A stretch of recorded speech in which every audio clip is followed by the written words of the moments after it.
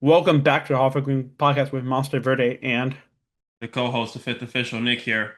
And it's Sean, the security guard slash producer. Just want to give a quick shout out to Steven for the website. If you guys haven't checked it out yet, I think you guys definitely should. We received really good feedback. how does it feel to be in top of the league, guys? It feels fantastic. I'm not gonna touch too much on it, but it does feel fantastic. It's very early in the season. What about you, Sean? Well, I'm going to get a little bit ahead of myself, as I like to do. I think it's Providence. I think it is our divine right to own the USL. And I think we're on our way to making that a reality. So I'm very happy right now. Yeah, kind of crazy to think Hoffa with 3 goals are top of the league of the East and the West because of goal difference. We scored the most goals. And we have a good opportunity on Wednesday because no one else plays on Wednesday. If we win on Wednesday, we're going to be 3 goals above anyone else in the league, and that's going Plus, to be a comfortable place to sit. So, if you guys want, we'll go straight into the lineups and stats, reviewing the game. So I'll start off with the home team, Sporting Jacks, which actually I like the sound of that name. I'm not gonna lie, Sporting Jacks. Um, so we have starting in goal Olivieres, Neville, who is related to Phil and Gary Neville. I did not know that. Akwe, Gomez, Rose, Evans, Buzane, Soto, Alcock, Sadlier, and this guy is from Finland, who has a very hard name to pronounce, but it's Jaskelian. Jaskelianen. For Hartford, no difference, no shocking thing here. Anthony Siaha starts in goal. Sebastian Anderson starts on the right, partnered with Dispay, Scarlett, and Fisher. Matt Reel, also Matt Reel and Fisher make their debut for the team. Sean Coffey makes his debut. Macangila in the middle of the park. Junior Moreira, Michi Angelina, and Augie Williams up top, who also makes his debut. For substitutes, for Hartford, Carriaga came on at the 73rd minute. Sadat came on at the 80th minute. And Obalola came on as well. It says 85th minute, but I think he came on at the same time as Sadat. no, it was separate. It was It separate, was and Mitch separate? went down. Okay. Um, on our bench, it was that Carvalho goalkeeper from America, Brazil, whatever you want to say his nationality is. And then 3 players that we didn't see yesterday, which I was actually surprised we didn't see, depending on how the game went, was TJ Prestis. That was the big one for me. Hernandez and Christos. And we're not going to try to pronounce his last name. We'll get there eventually. We'll get there eventually. We might have to get him on the podcast so he can say his name so we can put the clip over. Um, Only thing I would say about Jacksonville lineup, they had a guy from East Hartford. I forget who it was, but they said on the commentary it was a guy from East Hartford, Connecticut. Oh, Small. okay. Yeah, I had no idea that that I was think it the was kid. Evans. I think it was the Evan kid. Oh yeah, Yeah, I didn't know. let's go Connecticut representing. Well, Yeah. He we could help. we He could help with an own goal. there's one representation of Connecticut that we don't like to talk about, but overall, let's go Yeah, yeah. Connecticut. So in the Um, first half, wait, wait, wait. Let me talk about the lineup a little bit. The only surprises I didn't see what was coming with was Fisher. I didn't think Fisher was going to start right away. I thought it would be TJ Precious first. He'd been with the team only a week, you know. I didn't think he was going to get that start right away. I personally thought it was going to be Scarlett getting dropped down to the bench, but DJ Preston's got dropped down. Fisher actually played very well. So we want to go into first half highlights. Yeah, Sure. absolutely. Okay, so to start it off, personally, it wasn't a yellow card for me, but they got a yellow card in the 8th minute. Kuzain, yeah, I think it was mostly just he was talking a lot after the foul. But that's all that happened there. First shot on the goal for the season for us went to Sean Coffey, where Olivieres just kicked it into the middle of the field. Coffey was there in the right place at the right time. And he took a shot straight at the goalie, but a shot is a shot. I was actually really happy with this first half performance with the outside the box shooting. We didn't see that a lot last year. Um, and then Jacksonville was pushing. I would give the first 20 minutes to Jacksonville, definitely. and they had a chance with that. I think it was a corner where that guy just missed to make it 1-0 for them, which honestly he should have put it away. But we ended up scoring first with Augie Williams, which you'll probably not score a more sloppier debut goal of your life because it was very sloppy. Matt Rio played in a very nice ball to Mishi. Mishi ended up not even, he touched the ball, but he didn't even get to shoot it. I don't know if he just, I don't know. We got to look at that goal again if you guys want to, if you guys know what I'm talking about. It's just, it was a sloppy goal. And on the other hand, if you are Sporting Jacks, try to get that one before halftime. There's an opportunity for Hartford in the box. Oliveras can't get it, and it's in. Augie Williams scores to make it 1-0 Hartford Athletic. The active goal leader adds another to his tally. And it fell to Augie Williams. He was in the right place at the right time. And 1-0 to Hartford. It actually says Matt Rio got the assist, which I don't think is true at all because Mishi literally touched the ball. So I'll give that assist to Mishi and the goal to Williams. Oh. And then as soon as we scored that goal, I was like, all right, let's just go into the half. I mean, there's not a better goal to score than right before halftime. And I was like, let's go into the half. I think it was 3 minutes of extra time. Let's not do anything stupid. And unfortunately, Arturo Dispe did a stupid foul with a yellow card, which nothing came of it, but he did get a yellow card. Um, The but only yellow card for Hartford that game.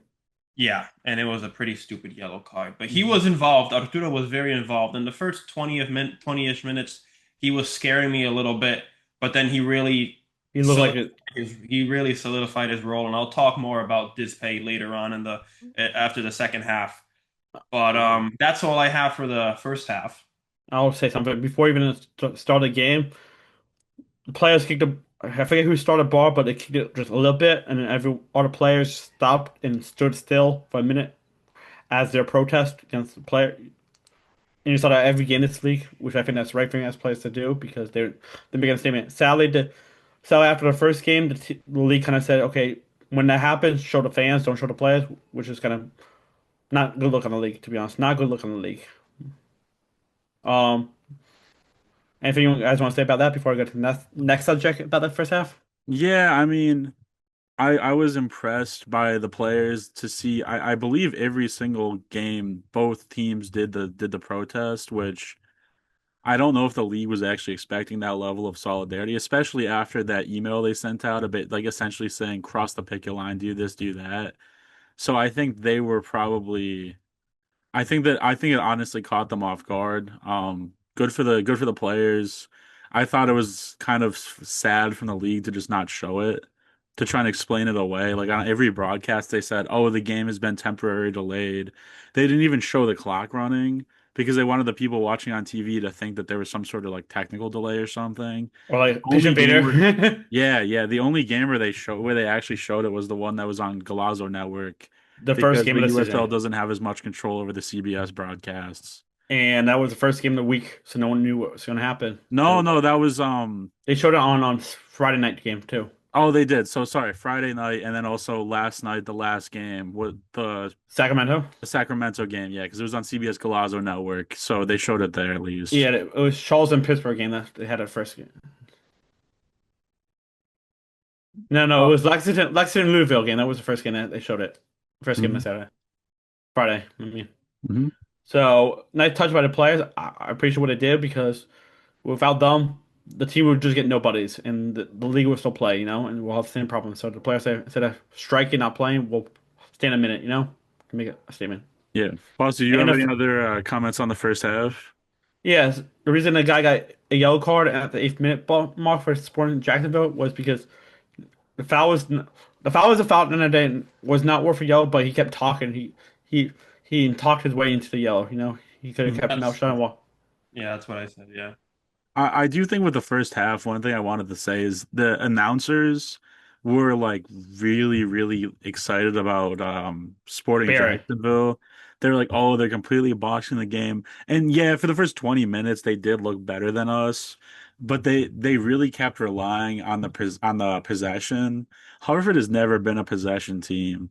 All of our best games we've been out of possession. Like the fact that we were at like 33% possession, the announcers thought we were doing terribly, but I didn't bat an eye. I mean, the farther we got into the first half, the better our team looked, and I really thought that like by the end of the first half, even before the goal, it was pretty clear that we were the better team. Talking about announcer, former player Corey Herzog was announcing that game as he's Yes, he part of the was. Sworn Jacksonville commentary crew. So of course, as team commentator, that's why they're gonna always be biased on a team. You know that. So what do you expect? You know, they're biased to their own team. You know. Well, that's just Uh, the nature of the broadcasting dynamic the USL has, I because the way that our contract is set up, the teams actually have individual responsibility for producing their broadcasts unless it's nationally televised. or you don't have one, you get team the league ones. Okay, Devin Kerr, Mike Watt. Sometimes they do other not non national games. Yeah. So anything to add for this first half? Also, I honestly feel like we should have 3 goals in the first half. We missed 2 easy tap-ins in the first half. 2 easy tap-ins, one by Scarlett, and I forget the other one. We should have 3-0 by a half. Easily. Well, if you say that, then Sporting Jacksonville should have scored their goal with the header. I Yeah, mean, I would say that too. yeah, I'm I think to go in 1-0, I was very happy with the result. and And yeah, it could have easily been 2-1 to Hartford. It could have easily been 2-2 if everybody took their chances. I gotta say there was no atmosphere in the game, but that at halftime they showed us the stadium projections for the next couple of years, the new stadium. That stadium looks nice. I have to get to the away game there when the new stadium's open. Yeah, if you guys didn't see it, it actually looked really nice what they were showing. It's supposed to be essentially like, I think what the New England Revolution have is a stadium, and they're gonna have shops and everything, and They're and like and they're like a sporting district. Honestly, I don't know if it's gonna be downtown or exactly. not. It's So more like the Tampa Bay Rays because they kind of built a stadium and now they're building the sports and like restaurants and stuff around and hotels around the stadium. They're kind of making a sport area. so first half stats I have right here just for the first half. We have expected goals of Sporting Jacksonville 0.27 to Hartford 0.91. Possession, which, like we talked earlier, Sean said we're never a possession based team. And it looks like the same thing as last year. We're not going to be a possession based team. 65% to our 35%. 4 shots for Jacksonville, 6 shots for us, 3 shots on target for us, 0 for Jacksonville, 1 big chance, which we put away. 3 corners for Jacksonville, 2 for us, which Dispay got, I think, ahead on all 3 corners. Passes were 85% completion for Jacksonville, 197 out of 232. 67% completed for us, 86 out of 128. Both teams shared 1 yellow card. Also, I would like to say in the first half wise, um, the free kicks look good. Our free kicks look good, especially with Matt Real taking them. I like his ideas, you know. Still in the season, but I feel like if we keep working on it, we're gonna get a lot of free kicks. Are gonna be very good for us, you know. I feel like he's good. He's a good addition, you know. He's a really good addition with his throw-ins too. So not always Sebi. We have someone else doing throw-ins as well. Yeah, I forgot to mention the set pieces, but I have to disagree with you. I think the first 3 set pieces were really bad. We had 4 set pieces in the first half, and only 1 were good. But the one that he did put in, it was very close to going in the net. You're right. All right, we'll go on to the second half summary. Second half summary started out with Jacksonville. Did they hit? No, they had a chance in the beginning of the second half. And then we had our chance in the 54th minute, 53rd minute, which it was a penalty. Coffee was in the box. He was going to shoot the ball, and the defender, Gomez, kicked him in the leg. And honestly, I hate to say it, but it was something that I was expecting a penalty. And I was like, we don't have Momo, we don't have Edwards, we don't have Farrell. This is, let's see how Augie Williams is going to step up for a penalty, which he has scored a penalty for us already in the in the preseason. And he scored a lot of penalty goals last year for Pittsburgh, not just in a game, but in the penalty shootout. Didn't you score against us? Didn't you score against us during the Pittsburgh game, playoff Yeah, game? he scored a very good penalty against us. So regardless of what happened, yeah, Watt Williams stepped up for the penalty. A really bad penalty, I'm not gonna lie. You shoot it on the ground, you have, I think it's like such a higher chance of it being saved. I think it's at that point it's a 60-40% for the goalie saving. Which he did. He just shot down right in center, honestly. He didn't even go right or left. It was down the middle. Yeah, the spot that he had shot, the specific spot that the ball ended up, if the goalkeeper hadn't moved an inch, it would have come off his foot and been saved anyways.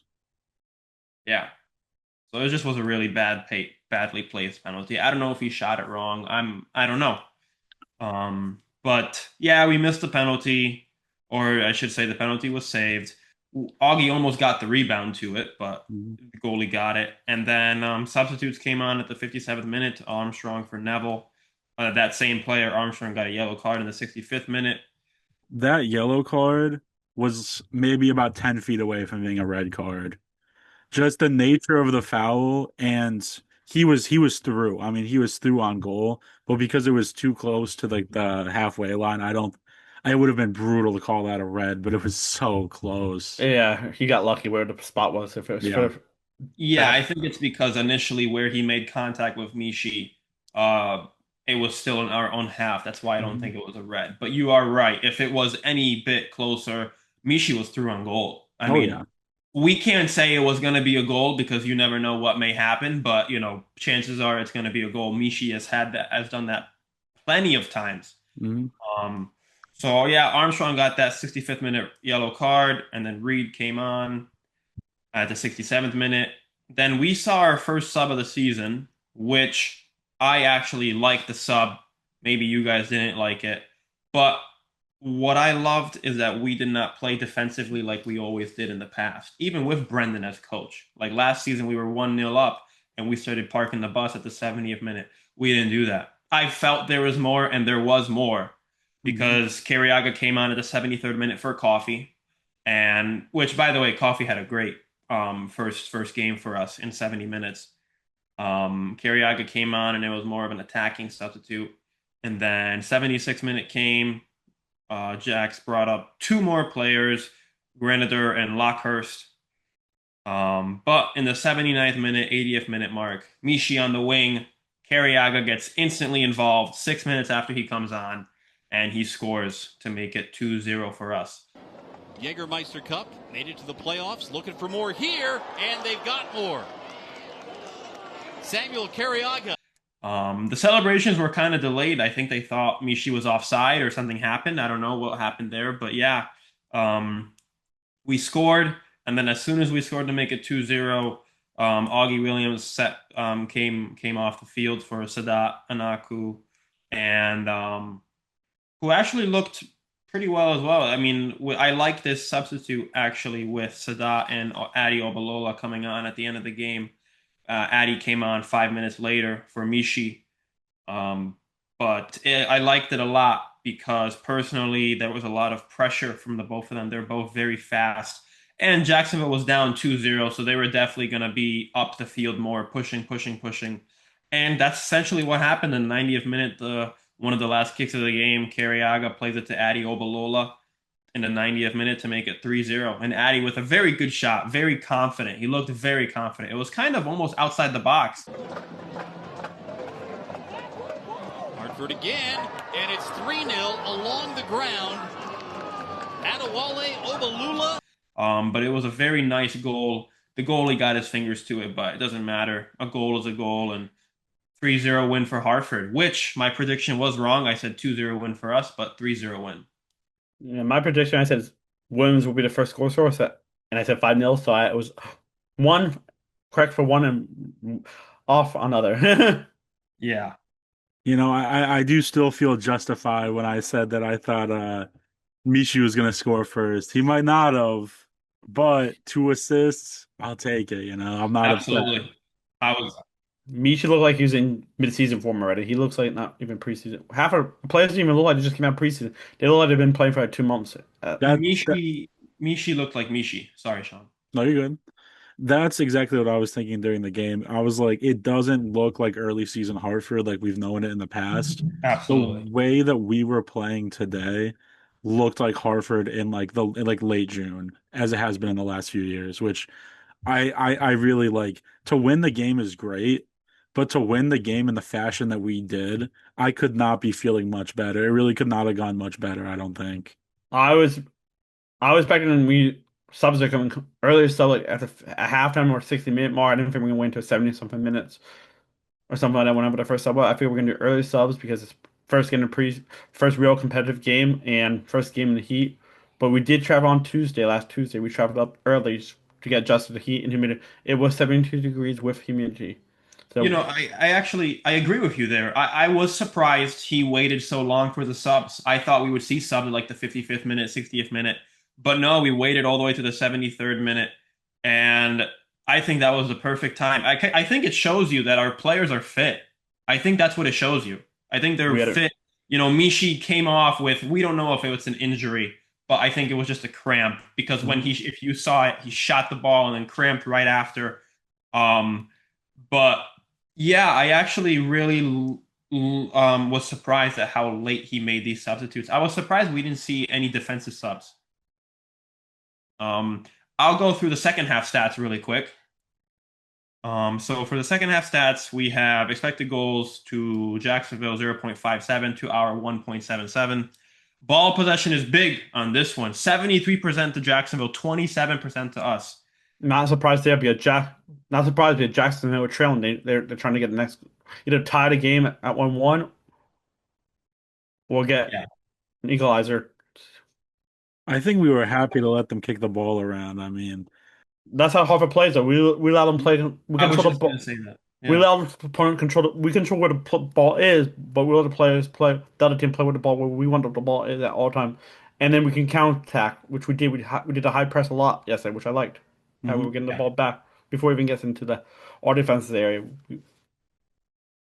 Yep. Total shots was 9 Jacksonville in the second half to 8 for us. On target was our 5 to their 2. Big chances was 3 big chances for us, 1 big chance for them. 6 corner kicks for Jacksonville, 0 for us. And I'm telling you, this is where I'm going to give his praise. My player of the game for me was Arturo Dispe. After he had a really shaky beginning of the game, I think he got his head on every single corner except for one where Siajas came out to grab it. I mean, Arturo was everywhere. Defensively, he was phenomenal yesterday. 6 corners to our 0. Passes was 83% completion for Jacksonville, 222 completed to 267 attempted, 53% for us, which was 56 completed passes to 105 attempted, which is actually really bad. That just shows, I don't want to call it bad, I'm sorry, but that just shows you our game plan, which is the same game plan as last year. Kick the ball up the field, let Mishi and Augie chase, and build out from the back. And that's essentially what we did. 2 yellow cards went to Jacksonville, 0 for us in the second half. What was the expected goal rate? Oh, it was for the whole game was 2.68 to Jacksonville 0.84. And I think Augie really fits our system. Augie really fits Harvard's system pretty well.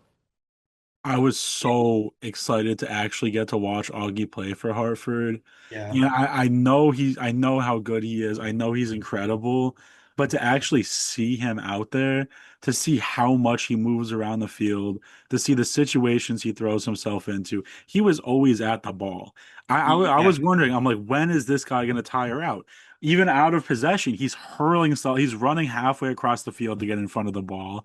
He ran at the goalkeeper and almost scored another goal. I mean, that Yep. was crazy. How often do you actually deflect the ball from a goal kick? I mean, he was just everywhere. It was fantastic. It Unless you're was. Danny Barrera who did a scorpion kick from the goal throwing. Yeah. Eh. I Well, think nothing's gonna top that. Let's not be unrealistic here. Yeah, but I say yeah. shout out to Danny Barrera though. Love Danny Barrera. Alex Williams, that goal was his 86th career USL goal. Still the active player. We're gonna say that all year. He's the active USA goal scorer because the person trailing him is about 17 or 20 goals below him. And honestly, after he performed tonight, I think he'll get a 16 goal season. He'll get another 16 goals and get 100 goals USA career this season. If he plays how he played last night all year and stays healthy, easily 20 goals, Golden Boot winner. If he shoots his penalties a little bit better, I think he'll get there even sooner. But Also, he missing his best friend who will help him with the crosses, so he'll have more tap-ins. Somebody when he comes back, you know. actually, good time to bring him up now. Samaria didn't play yesterday, and he wasn't even on the bench. So we'll see if he'll make a debut on Wednesday. I don't think so, but we'll see what happens there. Just to touch base with the ratings for the Hartford players, Beverly McIngeela was probably by far the worst player for Hartford that yesterday. I didn't see him whatsoever. I think the first 20 minutes he didn't get a single touch of the ball. For a defensive midfielder, he needs to do better, personally. And even though Coffee played great, our right side of the field looked very, very open, and the team Jacksonville kept playing on that side of the field. Dispay and Sebi Anderson were brought into that a lot early on, personally. But yeah, McIngeela needed to do better, in my opinion. I even think Junior Moreira didn't play that good in the first half. But in the second half, he played a lot better. And for him to get 90 minutes, that's really good. I do want to touch with what Sean said about Augie Williams. Yeah, I agree. Him chasing the ball, I was nervous. I didn't know if he was going to step up to the pressure. And not pressure as in like there's pressure, but he was putting pressure. He was running around, chasing the ball, and I was really impressed with it. And he was every single time in the right place at the right time. He had honestly a perfect debut other than the penalty. Mishi was phenomenal. Um, Matt Reel, who we'll talk about later because we have a question about him. He was great. Fisher made a great debut. Scarlett was good as well, actually. And Siaha, which we didn't talk about at all. Siaha made two phenomenal saves. Really, really good saves. Um, and there was one deflected that I thought was going to be a goal. But yeah, he was great. He was fantastic yesterday. Siaha made another game, another world class save by Anthony Siaha, as I always say. Also, I'd like to say on about Addy wise that Lee said young players to watch this year. They said his name for Harvard. He's the player to watch, young players. Mhm. After he did what he did yesterday, he might be the player to watch. He might be the next Momo for us. Because Momo didn't start right away hot, remember, and it took him a while. So a whole season in the league, and now he's starting to get hot. Let's see what Addy does in the next couple of weeks. Well, how many times has Brendan told us to watch him? I mean, he's expressed a number of times, especially last year, that coming into this year, there's going to be an emphasis on him. Like he really, Brendan, and I think it's pretty apparent to everyone, sees a huge amount of potential in him. So I'm really excited for this year. I mean, he was only in the game for like like 7, 10 minutes, whatever, and he scored a beautiful goal. So I feel It's like nice. I'm excited. And nice that we can rely on the bench. Two of the goals came off the bench. Players off the Yeah. bench made an impact right away within 10 minutes of them coming And on. that's phenomenal. That's what happens when you don't make defensive substitutions and you don't park the bus. Jacksonville kept pushing and pushing. We brought on our fresh legs. We brought on fast, quick players, good decision makers, and boom, boom. So that being said, I just want to give you guys three player of the games that you could debate on who you think should be player of the game. But we have Mishi and Galina with 0 goals but 2 assists. Sammy Carriaga, who only played about almost 20 minutes, a goal and an assist. And then we have Arturo Dispay, who was, like I said, everywhere. My personal player of the game is Arturo Dispay. He's my defender of the game. If you guys think of anybody else that should have been player of the game or we should mention, write down in the comments. But that's my personal opinion. I think Arturo Dispay is my player of the game. Who do you think is player of the game, Verde? I don't say Michi. Michi put in the work. Michi put in the work. 2 assists for him. Looking like his prime days. It's such a tough choice between the two of them, especially to me. But I think I'm also gonna have to give it to Mishi. But this pay, I think, will never receive enough attention as he deserves for games like this. And he was truly, I mean, he was incredible. He was incredible. I think he deserves a lot more credit than he gets sometimes, and I think that it was a fantastic performance. I just think Mishi gave us exactly what I wanted to see him give us. So it's hard not to give it to him in my eyes at least. I think Yeah. if Williams scored the penalty, it might have been him. Honestly, if he didn't miss the penalty, he might be a high top on my play of the game. Now, if he didn't miss the penalty, he might be Yeah, not the he, starter. he would have been, but And I it's think still a fantastic game though. I don't want to. That's not to say that we're like upset anything. He was yeah, fantastic. I'm super happy with the debut. I would have been There's no separate if beef we. there.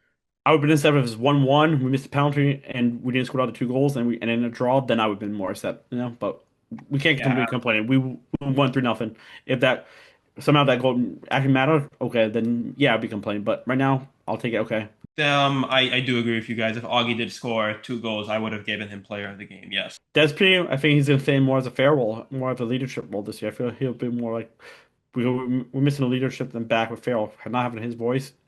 You know, who's stepping up? Who's stepping up? And I think it's going to be Despy or Scarlett. You know, Scarlett needs to step up a bit more, maybe. I don't know. Who's going to be Yeah, the voice because Farrell had his voice, you know. it should be TJ. I know we didn't see him yesterday. Maybe something happened. He's injured. We don't know. But I think TJ should definitely step up. I think he's going to fill in that role perfectly for Joe Farrell Maybe, as a voice. maybe. Because I think the only reason why Scarlett came back personally, and you guys can disagree, but this is kind of a hot take for me. I think the only reason why we brought Jordan Scarlett back is because we lost Marlon and Joe Farrell in the same offseason. And those two players, these three players, I'm sorry, Jordan Scarlett, Marlon Harrison, and Joe Farrell were the literal locker leaders. So that's the only reason why I feel like we brought back Jordan Scarlett. I Jordan Scarlett was there yesterday. He had a good game. He almost scored, but personally, I think he's there for his leadership. honestly, if he was on a multi-year deal, anyways, that's why he's back. Yeah. So we have some questions that I have my own question, and we did receive a response. We did receive a question that we posted on our Instagram. And with such a poor penalty kick, who should Brendan Burke put to be on the penalties? Oh, I'll answer first. I think Michi. Michi always do penalties in the past. We always had Michi doing penalties if Mama wasn't on. So put me, give it back to Michi role. That's Michi role. The penalties, you know. Sean? I really don't think that it was a bad penalty. Like, no, we all saw it. It was a bad penalty, but he has it. We can see his record. We've seen him score him so many times in the past. I don't if this is like a continual thing and he's continually messing up penalties, then we can have a conversation. I just really don't think that there's any need to kind of like panic or make any decisions at this point because I'm still feeling pretty good about the decision to have him take it. Yeah, I do agree there. I think if he misses another one or maybe even two, then he can, say bye-bye to the penalty kicks. I don't think it should be Mishi. I'm sorry, Verda, I have to disagree with you. He missed, I think, three. He missed all his penalties last year that he stepped up to take. Against Charleston in the penalty shootouts, I don't think it's going to be Mishi whatsoever. Um, and if Augie does miss, I don't think we give it back to Mishi. I think we give it to a defender, which would be Arturo Dispe, in my personal opinion. But Or do we give it to Coffee? Newcomb. or Maybe. yeah, we don't know how Coffee is on the penalties. Maybe I don't know. Maybe he scored 26 goals, half of them from the penalty. I have no idea. And to be honest, how often do we get penalties? We barely get penalties, so maybe we get maybe 4 or 5 a year. I think we will get some penalties this season just because of Mishi and Augie Williams and their pressure. I mean, them chasing on the down the field. I mean, we saw it yesterday. Mishi almost got drew a red card. Yeah, but he Um, did, and he did. Michi got Sacramento red card for both games yeah. for So hit. I mean, that's Mishi being Mishi. Mishi's gonna run down the wing. The ball's gonna be there for him, and who knows? But that's all I got for the penalty kick question. I do have another hot take question. That's my personal question. Um, I will say we have a problem. And what I mean by that is Matt Reel played fantastic yesterday. I mean, he really played his left back role fantastic yesterday. I was very impressed with him. Samaria is coming back.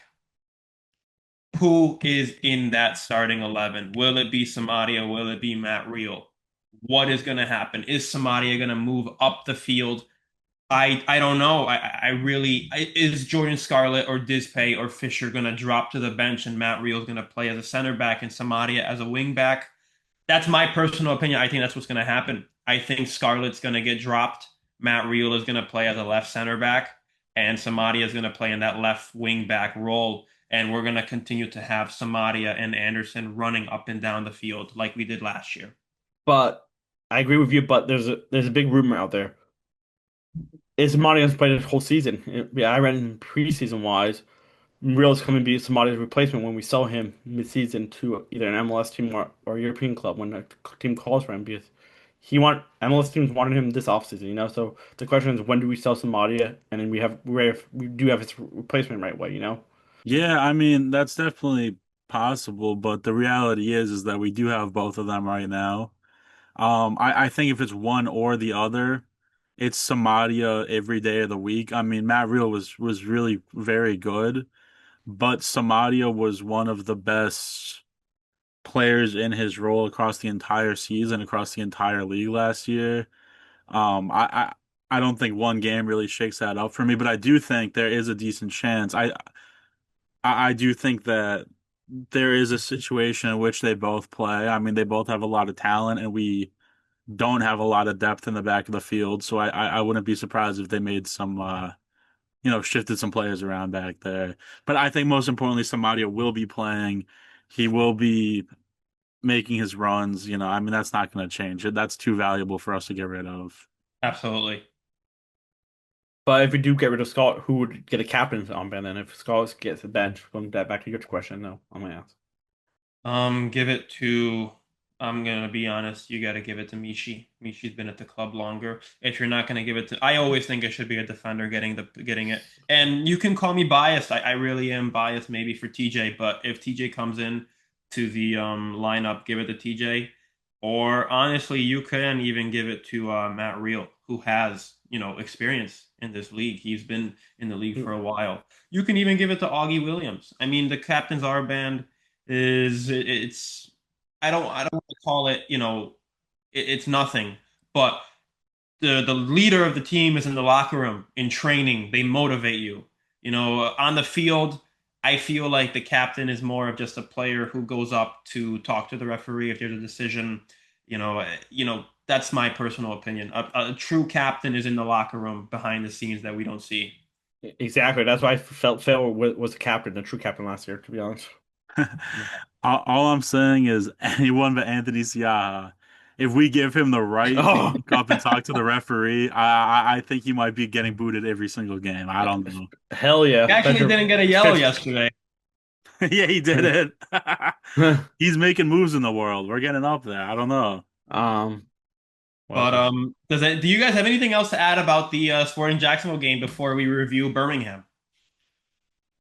No, I'm excited to look forward to Birmingham. Yeah. Yeah. So we'll just do a quick. This is a quick review of Birmingham, and it's going to be played on Wednesday at 12 o'clock.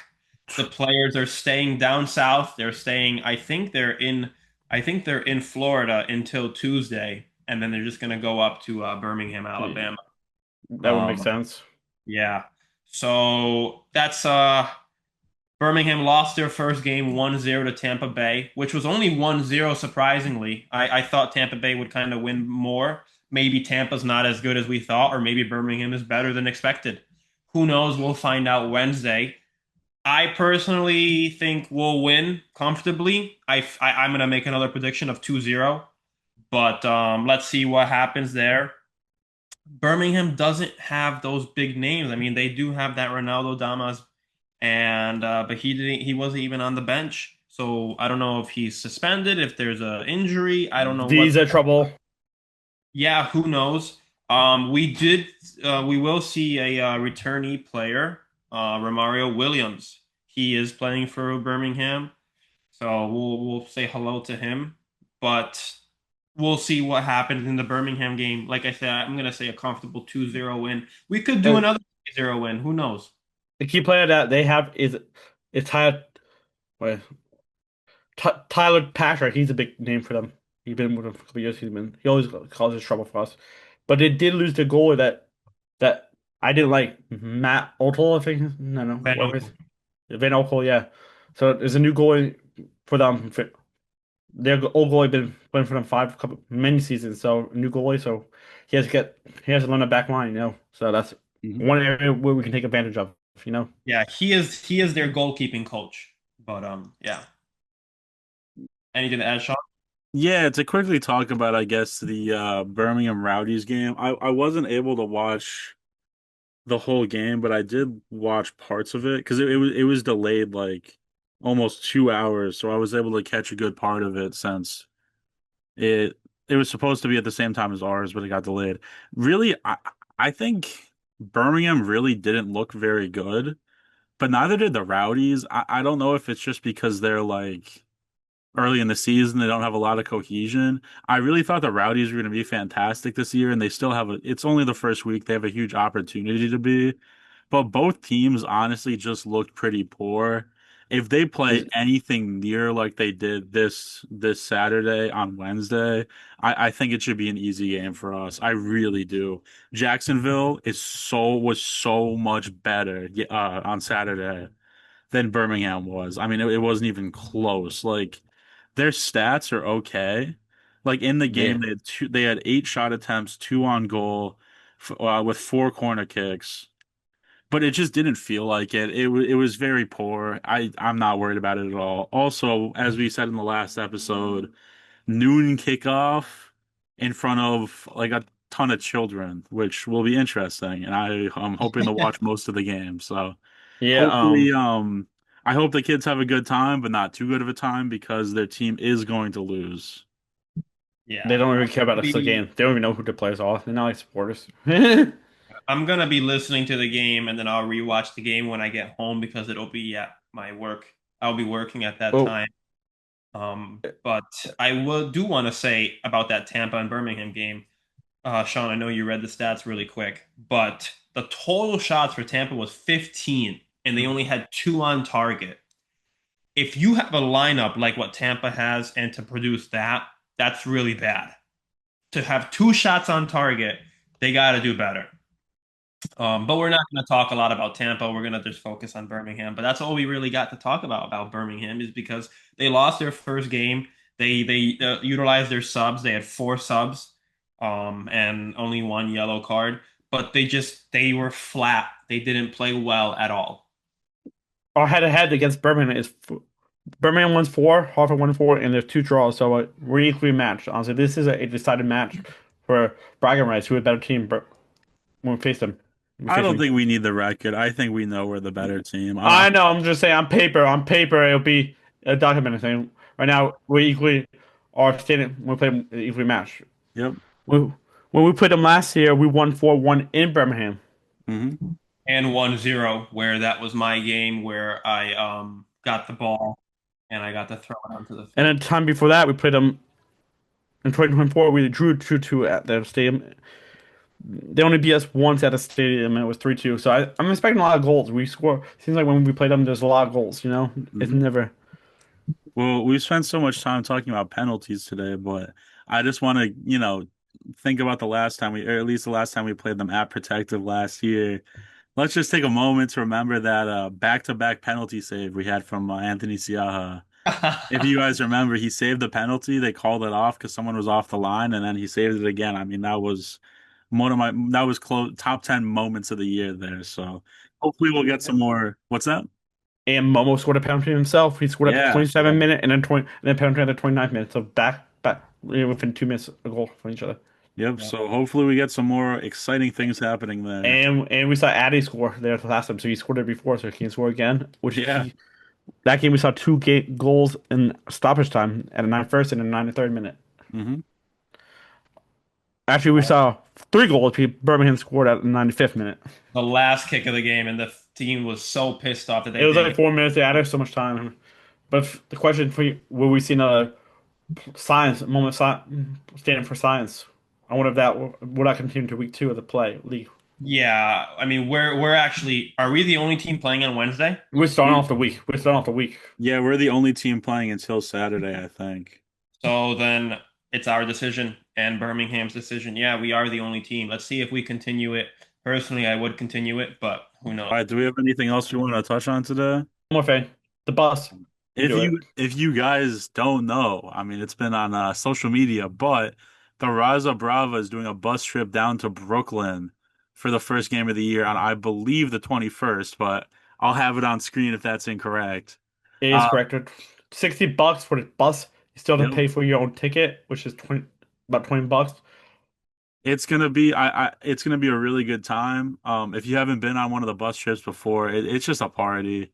We have a fantastic time. We listen to music, we sing. It's always a fantastic time. So if you're able to come, if you have some free time, you know, come with us. Why not? It's a great experience. That's all I got, guys. Thank you very much for listening to this podcast. Vamos Hartford. Vamos. Thank you guys for watching. Have a great week. Vamos Hartford. We'll be back to you next weekend. Thank you.